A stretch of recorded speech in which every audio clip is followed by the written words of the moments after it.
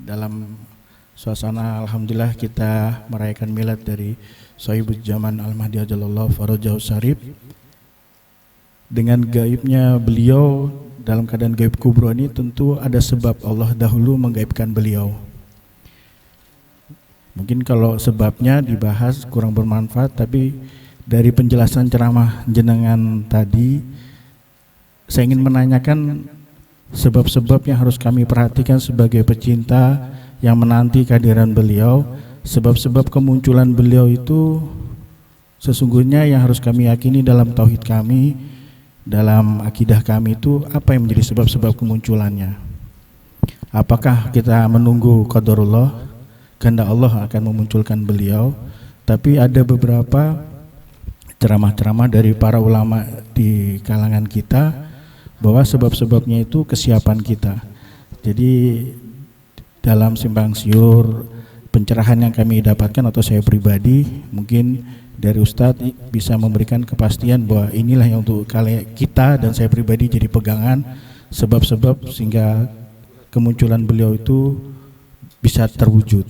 Ataukah seperti yang diyakini para saudara-saudara kita di Ahlus Sunnah wal Jamaah Sunni, menunggu Dajjal keluar baru beliau yang akan menumpasnya atau membunuhnya bersama Nabi Isa.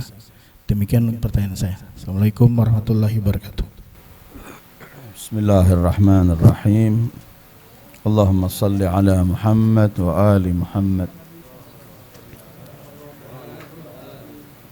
Kalau melihat riwayat-riwayat berkaitan dengan penantian yang sebenarnya, ada dua penantian. Ada orang menanti kemunculan beliau dengan pasif, tanpa bergerak, tanpa melakukan sesuatu, dan itu penantian yang bertentangan dengan riwayat. Ada yang kedua, penantian yang positif dalam arti penantian dibarengi dengan mempersiapkan diri. Persiapan diri itu kalau menurut riwayat Al-Imam As-Sadiq salamullahi alaih, beliau pernah mengungkapkan dalam salah satu ungkapan beliau terhadap penanti begini: siapa yang ingin menjadi penanti Al-Qaim, hendaklah dia cepat menanti dengan, bahasa beliau begini, bil wara'i wa mahasinil akhlaq, menanti dengan menjaga wara', menjaga seluruh ketentuan Allah dan menampilkan hal-hal yang indah, yang akhlak yang dibawa oleh Rasulullah.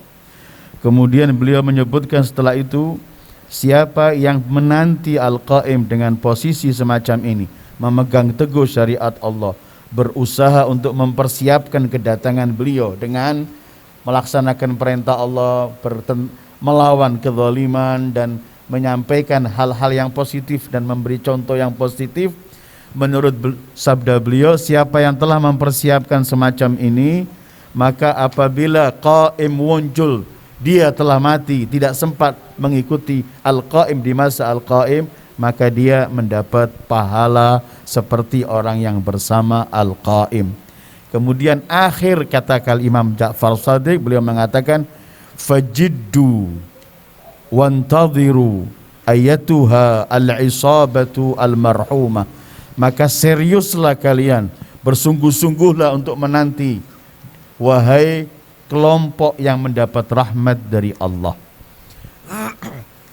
Ada beberapa ungkapan dari Al-Imam Khomeini, dan beliau adalah salah satu yang memberi contoh bagaimana harusnya menanti Al-Imam. Syarat munculnya imam itu adalah ketika kita mempersiapkan kedatangannya. Ketika kita mempersiapkan kedatangan imam, imam akan muncul, karena Allah tidak akan keluarkan cahaya ini kalau kemudian di tengah-tengah orang yang belum mampu untuk mempersiapkan diri, membelah dia, mempersiapkan diri untuk. Jadi contohnya 11 cahaya yang diberikan semua dibunuh oleh manusia ini. Sehingga cahaya yang satu ini, karena rahmat Allah disimpan terlebih dahulu cahaya ini, kalian siap, aku keluarkan cahaya ini. Nah, karena itu kemudian mempercepat, kata imam, bahkan imam juga dalam sabda beliau, Imam Mahdi mengatakan, percepat, mohonlah doa pada Allah untuk mempercepat keluar kami, Karena cepatnya kami adalah cepat penyelesaian urusan kalian. Akthiru, bahasa Imam Mahdi. Akthiru bidu'a li ta'jilil faraj fa inna ta'jilal faraj farajakum. Jadi kalau ditanya singkatnya adalah apa syarat-syarat kemunculan Mahdi apabila kita siap? Apa cara mempersiapkan diri menurut riwayat? Menjaga seluruh ketentuan Allah, selalu menampilkan akhlak-akhlak yang indah, selalu berwala kepada yang harus kita ikuti, dan bara'ah kepada seluruh musuh-musuh Allah, khususnya orang yang berbuat zalim. Artinya untuk mempercepat kemunculan, karena kapan muncul itu adalah hak Allah. Artinya tidak kita harus mempersiapkan, dan tanda-tandanya memang banyak, ada Sufyani, ada ini, ada segala macam. Cuman riwayat yang lain mengatakan kadzabal waqatun, yang menentukan waktunya pembohong semuanya, karena yang tahu hanya Allah kapan beliau keluar. Tapi syaratnya adalah kita mempersiapkan diri, baru Allah akan serahkan dan Allah munculkan ketika kita siap. Karena itu selalu kan kita diminta oleh dalam riwayat untuk berdoa supaya menjadi, kalau kita baca doaul ahad, waj'alni min ansarihi wa awani dan semuanya, karena yang akan bersama beliau itu sedikit kelak. Beliau kalau sudah ada 313 saja beliau muncul. Sementara kualitas 313 yang harus mampu untuk supaya beliau ta'jilul faraj, ketika belum lengkap maka belum keluar. Kan dalam riwayat cuman seperti bilangan ashabul badar. Jadi singkatnya syarat riwayat, syarat itu adalah penantian, adalah supaya syarat beliau cepat keluar adalah kita mempersiapkan diri. Persiapannya apa? Singkatnya, memegang teguh syariat Allah, menampilkan seluruh keindahan dan berlomba beramal saleh, dan kemudian al-wala kepada para wali Allah, dan al-bara'ah lepas tangan kepada semua orang yang zalim. Syaratnya kalau kita masih bersimpati sama zalim, maka yang akan membasmi kezaliman enggak, karena kita sendiri masih bersikap zalim, maka beliau tidak akan muncul. Tetapi sekali lagi muncul adalah ketentuan Allah, syaratnya seperti tadi itu. Tapi fadhal yang mau tanya silakan. Bismillahirrahmanirrahim. Salam Ustaz dari kami yang sudah lama tidak ketemu, saya rindu sekali. Ya, apa yang kita bicarakan memang jadi pertanyaan kita. Mungkinkah ya Ustaz ini baru berandai-andai dengan adanya nuklir yang demikian? Kira-kira Imam Mahdi itu bagaimana dalam mensikapi itu? Apa beliau itu ada bikin satu semacam magnetik yang semua jadi bungkam begitu? Apa hadis-hadis yang mengatakan nanti berperang melawan pedang lagi, itu apa hadis doib semua atau bagaimana? Mungkin biar sedikit. Al-Imam Al-Baqir, beliau itu muncul saat itu teknologi pada puncaknya, karena akal manusia sampai pada batas kesempurnaan saat beliau muncul. Bahkan dalam riwayat Imam Baqir, orang dicekel saja orang dipegang oleh Imam Ja'far, oleh Imam Mahdi kepalanya, langsung sempurna akalnya. Puncak ke teknologi dan semua sen itu nanti pasti di zaman beliau muncul. Kalau ada hadis yang menyebutkan akan bangkit dengan pedang dan semuanya, karena pedang di zaman itu adalah alat untuk berperang, tapi bukan harus pedang yang diartikan, tapi yang dimaksud adalah alat untuk perang. Alat untuk perang itu sesuai dengan zamannya masing-masing. Nanti dengan zaman kita pakai nuklir segala macam, cuman bahasa dulu kalau Rasul dan periwayat menyebutkan pakai bahasa yang lain selain pedang, susah untuk orang memahami. Karena alat perang saat itu adalah pedang. Sehingga ketika disebut kalimat, ada kan riwayat dari Imam Ja'far Shadiq, tidak akan meletakkan pedangnya selama sekian bulan. Artinya pertempurannya akan terjadi semacam itu. Bukan arti letterlek pedangnya, tapi simbol alat untuk perang, memerangi musuh. Saat itu bahasanya adalah dengan pedang. Tetapi dengan nanti apa di zaman kita ini, atau apa masih pakai nuklir atau yang lebih dahsyat dari nuklir, itu nanti semua itu termasuk alat untuk perang, dan semua itu masuk kategori as-saif, pedang. Di zaman itu memang pakai pedang. Jadi seperti yang pernah saya ungkap sedikit, bahwa saat beliau muncul nanti semua pasti beliau punya magnet, sebagaimana ketika Yusuf keluar punya magnet, semua satu penjuru Mesir semua akan tunduk dengan argumen yang beliau berikan, dengan dalil-dalil yang beliau sampaikan, dan kemampuan ilmu yang beliau miliki sehingga mengalahkan semua. Dan semacam itu kelak ketika beliau muncul, manusia pada puncak akalnya, dan di atas mereka itu adalah beliau Imam Sahibul Asri wa Zaman ajjalallahu farajahu syarif. Afwan.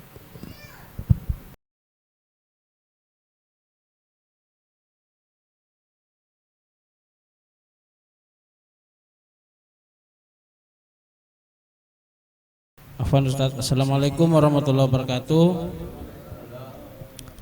Terkait dengan para pembela Sahibul Asri wa Zaman, itu ada riwayat tentang Syuaib bin Soleh, Ustaz, di mana Syuaib bin Soleh ini disebut dengan Bani Tamim. Dari berbagai literatur ana lihat itu belum ada yang bisa memastikan dari mana beliau dan siapa beliau. Bahkan kalau dalam riwayat itu Ustaz, dia sebagai pemegang panji. Nah, tolong Ustaz diberikan penjelasan, mudahan bisa difahami, karena memang Syuaib bin Soleh ini sosoknya ada, Ustaz. Seperti itu. Terima kasih. Assalamualaikum warahmatullahi wabarakatuh.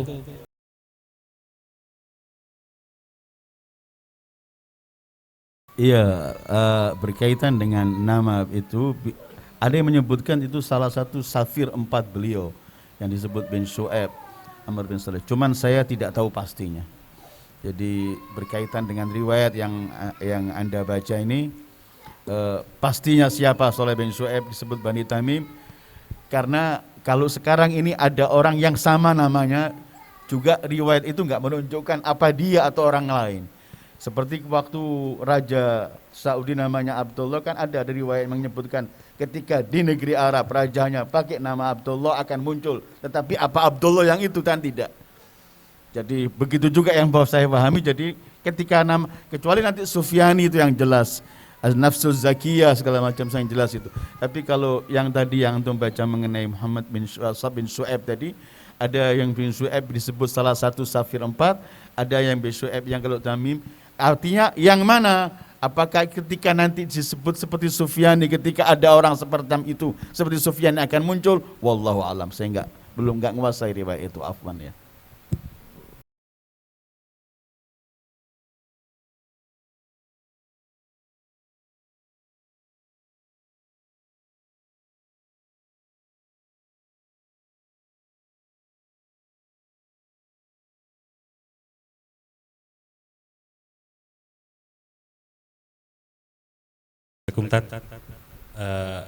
Yang pertama saya mengingatkan, tempo hari kami ada sedikit diskusi kecil mengenai kejadian Qadirkum. Mungkin nanti Ustadz Ridho atau Ustadz Ahmad yang lebih memperjelasnya. Ya, ini saya yang ingin saya tanyakan,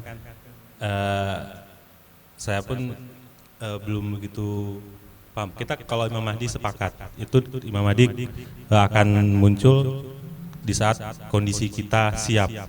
Nah, yang jadi pertanyaan saya ini adalah dua Nabi Allah yang akan datang juga dari zaman. Posisinya seperti apa? Yaitu Nabi Isa salam dengan Nabi Khidir. Nah, secara riwayat itu seperti apa gitu pandangannya, gambarannya sewaktu Mahdi datang dengan dua Nabi Allah tersebut. Kalau untuk kejadian Qadirkum, mungkin Ustadz Ridho yang lebih jelasnya lah, yang mengenai posisi timingnya Qadirkum itu. Ustadz Ahmad.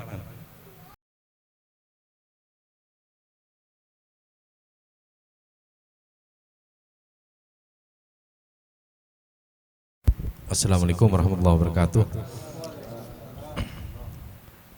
Afan, Ana sebetulnya mewakili teman-teman. Kita di sini setiap malam Senin ada kajian diskusi bebas setiap malam Senin. Nah, kebetulan malam Senin kemarin itu kita ada kajian berhubungan dengan permasalahan Ghadir Khum tentang riwayat bahwa Rasulullah SAW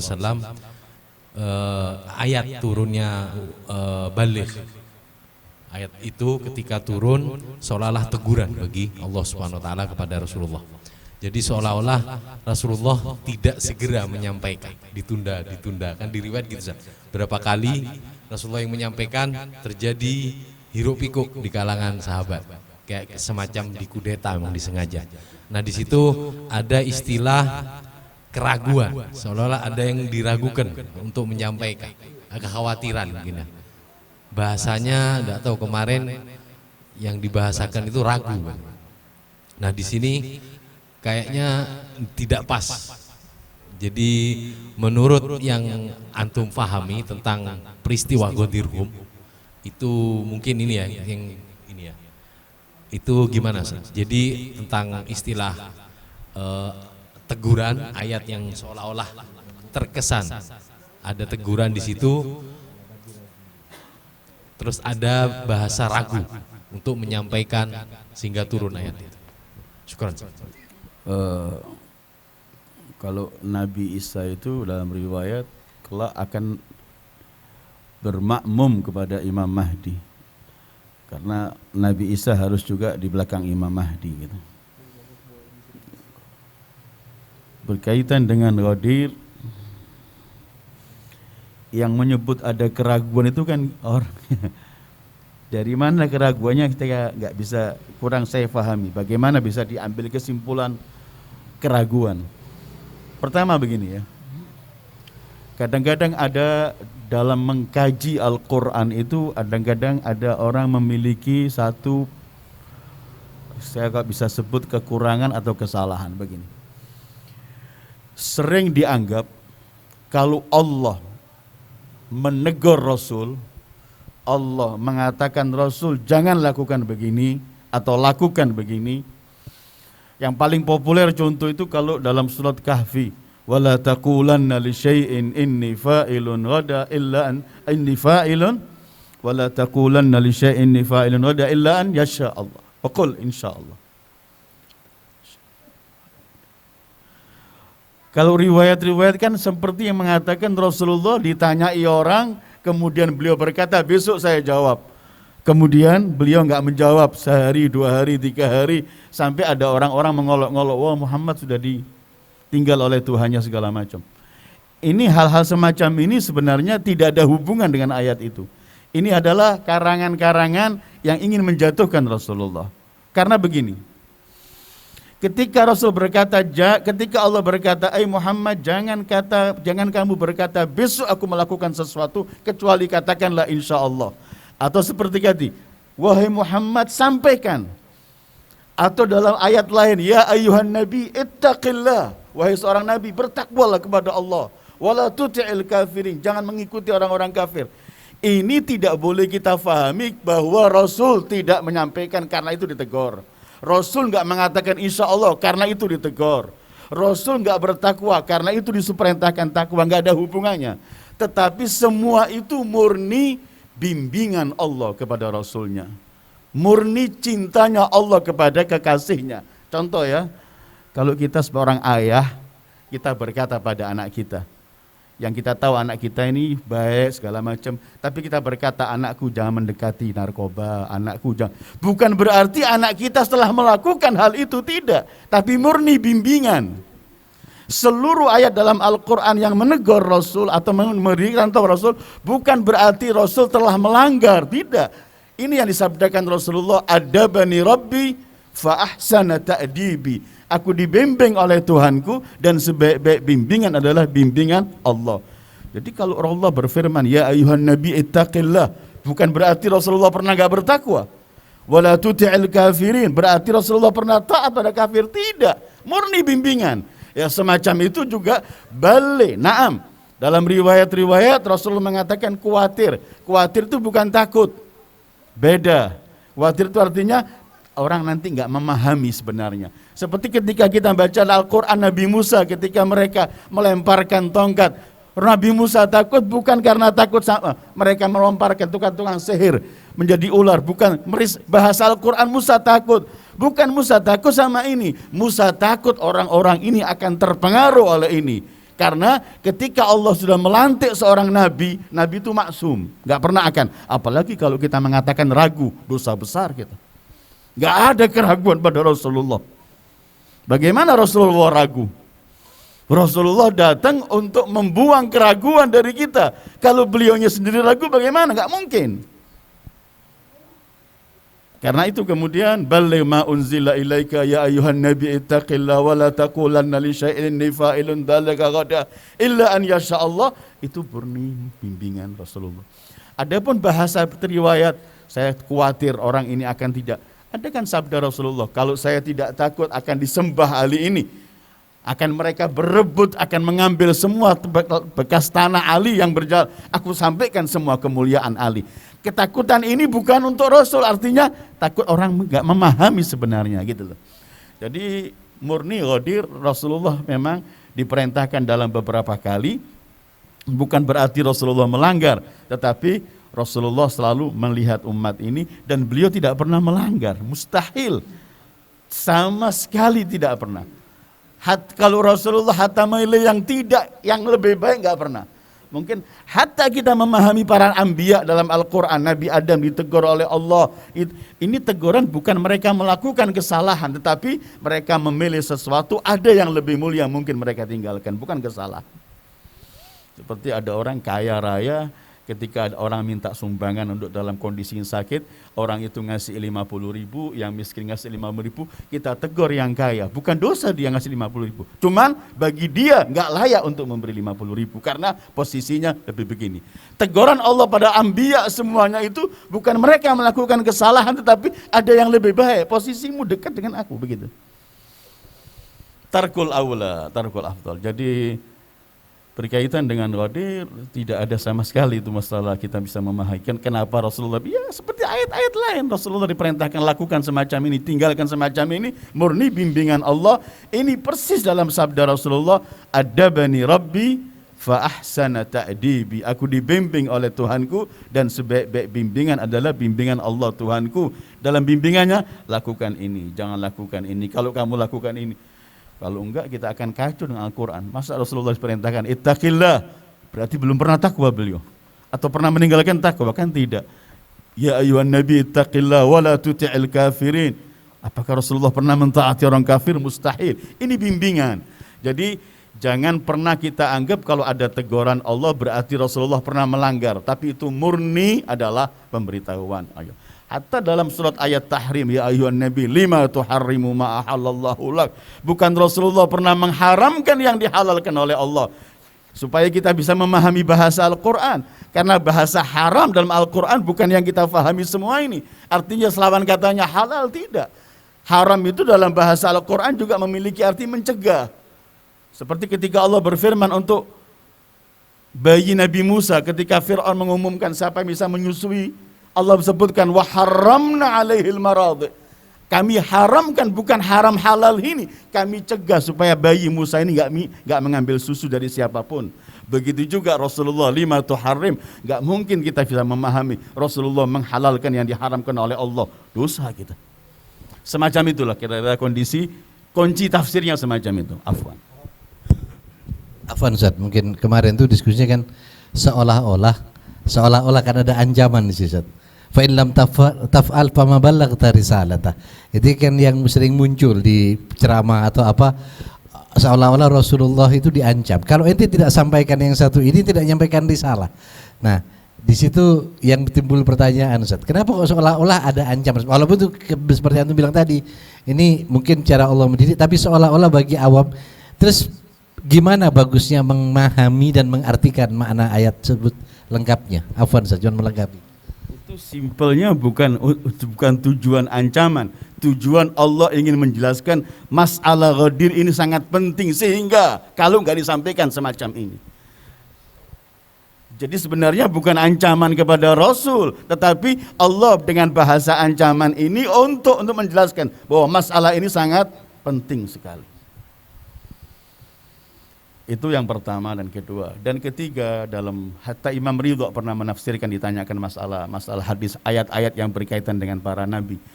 Imam Ridho menyebutkan Al-Quran turun dengan bahasa Arab, dan dalam bahasa Arab itu ada istilah yang diajak bicara dia, tapi yang dimaksud orang lain.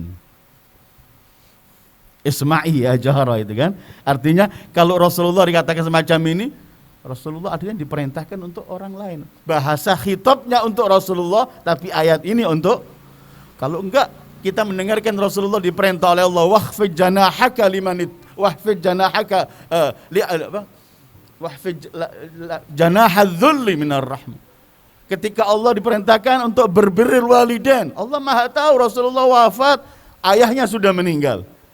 Baru umur 6 tahun, ibunya meninggal. Tetapi ketika Rasul diperintahkan berbaktilah kepada orang tua, bahasa Al-Qur'annya yang diajak bicara Rasul, tapi yang dimaksud adalah umatnya. Sallallahu alaihi wasallam.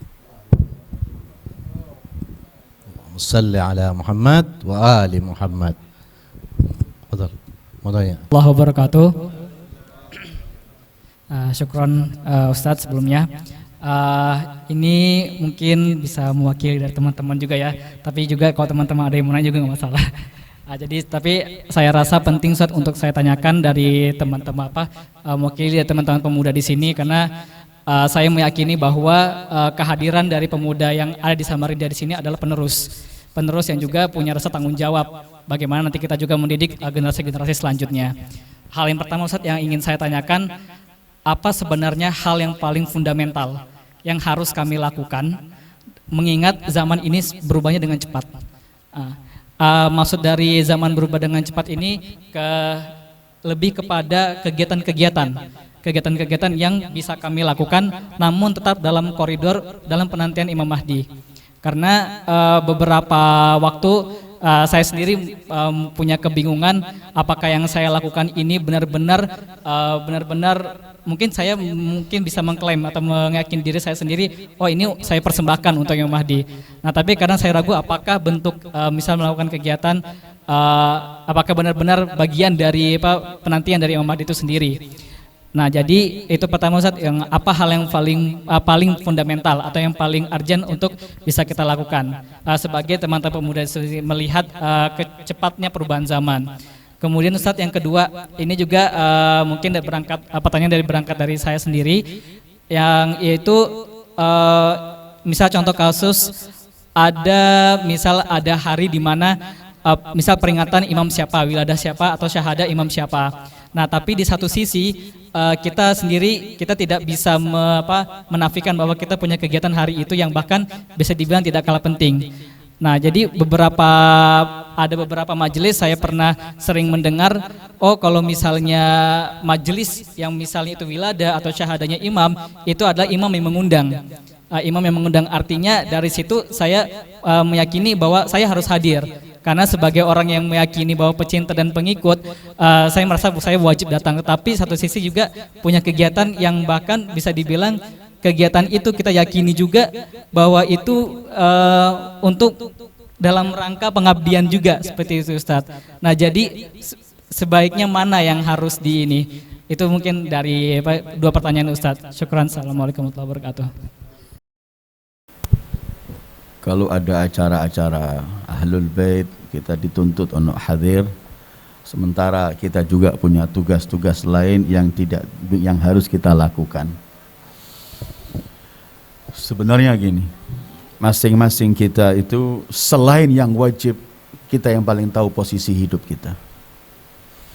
Selain yang wajib, kalau yang wajib saya harus sholat tapi ada kerjaan lain, tidak. Di luar, satu contoh, ada majelis ini, cuman saya sedang merawat ibu saya, rawat ibumu. Ada yang lebih wajib gitu loh. Tapi ada majelis, tetapi saya bisa hadir, cuman saya ingin membuat alasan atau saya ada sesuatu yang gak urgen. Itu nanti antara kita sama Allah, karena ini hal bukan wajib. Jadi masing-masing kita lebih tahu posisinya sebenarnya. Tapi yang tidak bisa ditawar itu adalah kewajiban. Bisa saja saya nggak bisa hadir karena saya ikut orang kerja. Tapi saya karena posisi saya yang saya hadirkan adalah saya membantu supaya tetap terlaksana dan saya ingin hadir. Itu juga ada pandangan khusus dari para a'immah, bahwa artinya kita juga hadir semacam sebenarnya itu. Artinya hadir semacam ini begini. Atau sekarang ini saya ada acara, sementara di sana ada saudara kita, bukan dari komunitas kita, tapi sedang sakit. Kalau saya bantu dia, pasti dia akan mendapatkan kesembuhan. Pergi, karena imam juga akan bantu ketika ada orang semacam. Jadi cuman sampai di mana batasnya itu antara kita sama Allah yang paling tahu diri kita. Itu memang kita tidak bisa karena nggak bisa bagi kan. Jadi sering ada kesalahpahaman ketika kita melaksanakan tugas, kita juga memperkosa tugas yang lain. Semestinya tidak boleh. Contoh, kalau ketika mengkaji Sayyidah Fatimah kita, Sayyidah Fatimah ahli ibadah, tapi Sayyidah Fatimah ibu rumah tangga yang nggak pernah meninggalkan tugas rumah tangganya. Sayyidah Fatimah pendidik anaknya, tapi Sayyidah Fatimah yang di luar menegur amal ma'ruf nahi mungkar. Ketika melakukan itu tidak mengurangi ini, karena masing-masing dalam posisinya begitu. Yang menjadi tidak baik itu adalah kita punya alasan saya sedang ini, kemudian kewajiban yang lain saya tinggalkan, enggak. Ada riwayat kalau orang meninggalkan pekerjaannya di bulan di tanggal 10 Muharram karena untuk bersedih Imam Husain sekian besar pahalanya, iya memang kita. Tapi ketika Anda ikut orang, kalau Anda tidak melakukan apa yang Anda wajibkan, Anda bisa ditertawai komunitas Anda bisa dilecehkan mazhab Anda. Jangan, pertahankan sana. Hati Anda biar hadir, tapi tugas Anda di sana gitu. Jadi dibuat simpel aja. Yang pertama malah lupa. Iya, Ustaz. Ya, lebih ke anu juga sih sebenarnya, Ustaz. Seperti pesan-pesan kepada kami pemuda ini, Ustaz. Kebetulan berapa 2-3 minggu yang lalu juga kita di pondok kita kumpulkan kelas 3 SMA yang mau tamat dengan kelas 3 Hauzah. Saya sampaikan pesan, saya akan ulangi sedikit di sini. Saya pikir tugas pertama itu adalah kita harus kenal tanggung jawab kita. Kita harus kenal taklif kita, kemudian kita tanggung jawab untuk melaksanakan taklif. Taklif kita ini pasti, kalau kita ingin mengerjakan sesuatu harus tahu apa taklif saya. Cuman kemudian untuk supaya mampu taklif ini, supaya taklif ini lancar bisa kita kerjakan, adalah kunci pertama adalah tanggung jawab. Orang kalau tanggung jawab, selesai semuanya. Tanggung jawab dia dengan Allah, tanggung jawab dia dengan diri sendiri, tanggung jawab dia dengan orang lain. Apabila dia selalu dalam posisi mengenal tanggung jawab dan melaksanakan tanggung jawabnya, dia akan selesai. Ini banyak hal kita yang gak terjadi karena orang gak tanggung jawab. Asal saya kerja yang selesai, tapi ketika tanggung jawab, karena itu tadi bahasa Imam Ja'far Shadiq dalam penantian, fajiddu, berseriuslah, tanggung jawab artinya. Mungkin kita semua pernah hafal, mungkin pernah kita sampaikan di waktu-waktu sebelumnya. Imam Ja'far Shadiq pernah ditanya oleh salah seorang, kamu membangun kehidupanmu ini dengan dasar apa? Fondasi yang kamu gunakan dalam melaksanakan kehidupanmu ini apa? Bahasa orang bertanya ini, alamadza banaita amrak? Di kehidupanmu, fondasi kehidupanmu ini kamu landasi apa fondasi? Peganganmu, istilah. Pegangan dalam hidupmu ini apa? Imam Ja'far Shadiq mengatakan, banaitu amri ala arba'ah. Aku bangun kehidupanku ini atas 4 perkara. Dan ini juga perlu kita pahami. Pertama beliau mengatakan, alimtu anna amali la ya'maluhu ghairi fajtahadtu. Aku yakin amal perbuatanku tidak akan dilakukan orang lain. Karena itu aku serius melakukan semua perbuatan. Tanggung jawab dan serius dan sungguh-sungguh, tidak asal. Jadi kalau kita ingin tanya, kalau mau sukses, laksanakan yang serius, jangan asal. Ada kan orang berbuat, nyapu, sudah nyapu, bersih gak bersih, wallahu a'lam. Enggak. Islam datang, kalau melakukan sesuatu, penuhkan tanggung jawabmu, melakukan yang tuntas. Kan bahasa Al-Quran kalau kita minta disuruh beramal kan begitu. Liyabluwakum ayyukum ahsanu amala, yang terbaik. Rasulullah pernah dalam salah satu mengantarkan jenazah. Beliau masuk ke lahat, beliau rapikan itu, yang untuk apa, bantalnya di bawah itu, apa tanah-tanah dirapikan semuanya. Para sahabat lihat. Setelah itu beliau bangun, keluar dari lahat, beliau berkata, pasti kalian heran kenapa saya rapikan ini. Sebentar lagi pun ditumpuk tanah, hancur semuanya. Jangan kurang, apapun yang terjadi.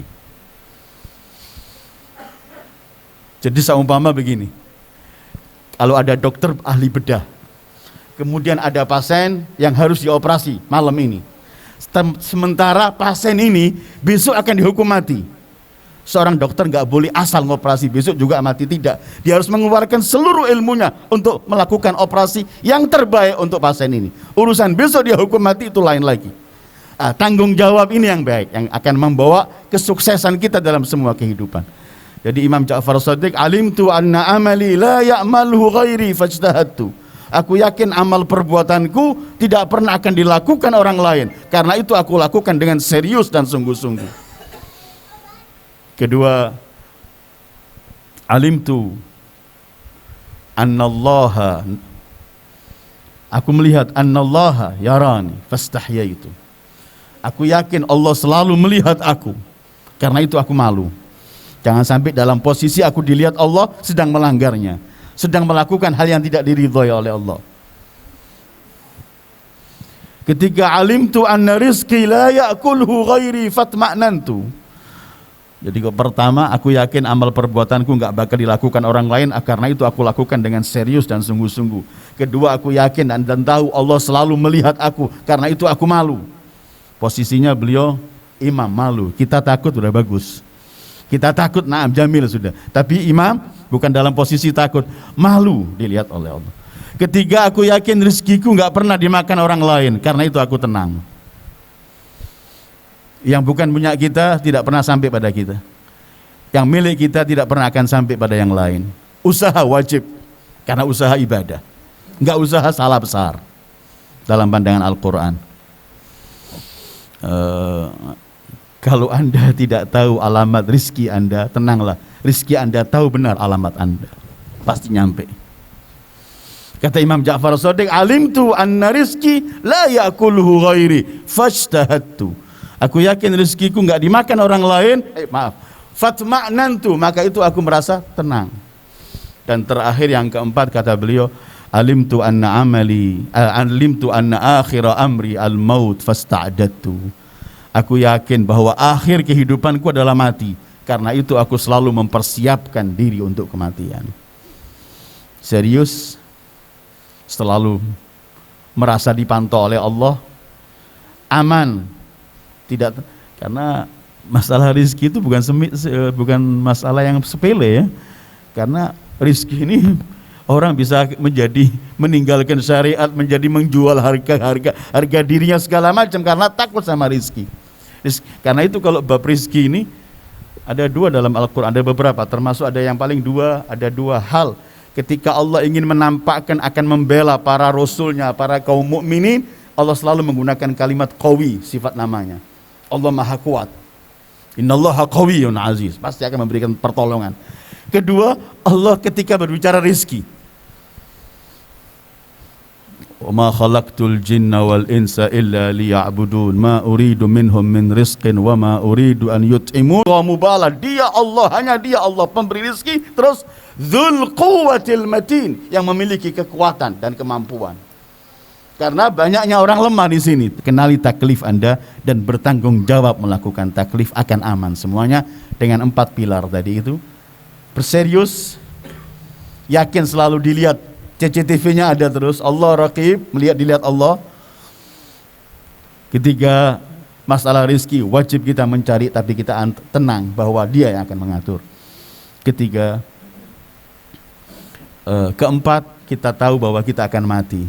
Kalau orang yakin akan mati kan harus mempersiapkan diri. Kalau kematian orang mendadak itu enggak heran. Sekarang saya masih bicara, 2 menit lagi Anda dengar saya mati, jangan heran, biasa orang mati mendadak. Yang akan mengherankan itu orang yang tahu bakal mati tapi enggak mempersiapkan diri. Ini kalau saya mau ke Kalimantan tadi ini, saya totoh koper saya, ngambil persiapan baju yang saya pakai kan begitu. Sementara kita ini akan musafir ke sana. harus mempersiapkan diri untuk pergi ke sana. Jangan pergi jarak jauh, besok mau ke Tenggarong persiapkan ambil sarung satu, baju supaya pergi ke mau ke Balikpapan atau ke Jawa. Sementara ke sana pasti kita akan pergi. Harus mempersiapkan diri. Wassallallahu ala Muhammad wa ali Muhammad wa ali Muhammad. Ya, mungkin itu ya Kak Ustaz. Ada lagi kata yang terakhir ya. Ada akhwat mungkin yang mewakili, ada yang minta pertanyaan terakhir. Tidak ada ya? Hah? Ustaz satu. Masih ada yang... Baik, Assalamualaikum warahmatullahi wabarakatuh. Perkenalkan Ustaz, nama saya Tamrin. Saya juga pengurus Provinsi Abi bidang organisasi dan litbang bersama dengan saudara saya tadi itu Safran membidanginya. Beberapa hari yang lalu kebetulan saya diperintahkan untuk mengisi materi ke bidang keorganisasian. Nah, di bidang organisasian itu ternyata di tanya jawab peserta Muslimat Abi mengeluarkan unek-uneknya.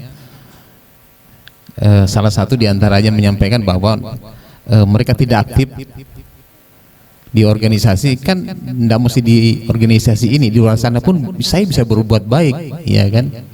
Nah, menurut dari pandangan ini Ustaz kan imam kan turun dengan pasti dengan sistem koordinasi yang baik. Sistem yang baik akan muncul dengan sin salabin akan muncul tanpa ada proses persiapan. Nah, pengertian yang saya maksud sini bahwa imam akan muncul kalau umatnya ini terorganisir dengan baik. Pengertian saya Ustaz ya, pengertian. Nah, bagaimana menjelaskan kepada halayak misalnya yang belum terlalu memahami berkenan dengan ini Ustaz. Artinya apakah kita berjalan dengan sistem organisasi atau sendiri-sendiri, berbuat baik itu apa sendiri-sendiri atau terorganisir? Sama juga kalau misalnya kalau saya tadi dengar informasi bahwa Nabi Yusuf itu kan ketika jadi raja pasti dengan koordinasi. Nah, mungkin Nabi Yusuf dengan sendirian dengan mengelola pemerintahan itu pasti semua terorganisir. Mungkin demikian Ustaz. Karena itu disebut Imam Mahdi punya ashab, punya prajurit, punya segala macam, dan tidak akan wujud segala sesuatu tanpa di organisasi yang sebenarnya, pasti itu. Cuman dalam organisasi yang kita wujudkan, apapun bentuk organisasi itu adalah kita harus tidak boleh cepat merasa pesimis atau terlalu tabu kalau ada orang masih nggak bergabung atau orang masih melihat. Itu dibuat hal yang santai. Kita nampakkan keindahan kita, orang akan pasti datang kepada kita. Karena sukanya kita berkelahi, karena kita memaksa orang harus. Ya, kita harus wajib mengajak, memberikan argumen yang baik supaya bergabung dalam organisasi. Tetapi tetap dia punya hak, mungkin belum memahami, mungkin perlu waktu. Karena itu kita tidak perlu punya langsung sikap menvonis ini tidak mau berorganisasi, berarti tidak. Mungkin hari ini enggak, besok dengan apa yang kita sampaikan, besok dengan apa yang kita wujudkan dalam organisasi kita akan timbul. Karena ketika kita lawan, ketika kita paksa, menjadi besar, menjadi tambah jauh. Sementara kita ingin merangkul semua. Jadi kalau masalah organisasi ya kita punya taklif secara individu, punya taklif secara organisasi harus, dan perbuatan kita juga. Hatta dalam sholat kita ada sholat jamaah, ada imamnya dan segala macam, termasuk dalam keluarga dan semuanya. Tetapi dalam kemasyarakatan kita ini yang sering terjadi geseran karena tadi itu. Kalau saya dalam sini kamu harus ada, jangan itu. Itu harus kita memberikan yang lebih indah. Karena itu apalagi dalam masalah hal semacam ini sering terjadi kelahi karena kita memaksa, sementara orang itu punya egonya, punya merasa harus membela dirinya kan gitu. Sehingga kita ketika menghadapi hal semacam ini kita santai saja, kita ajak duduk argumen, kita bicarakan dan kita nampakkan keindahan-keindahan yang telah kita laksanakan, pasti orang akan bergabung. Wassalli ala Muhammad wa ali Muhammad.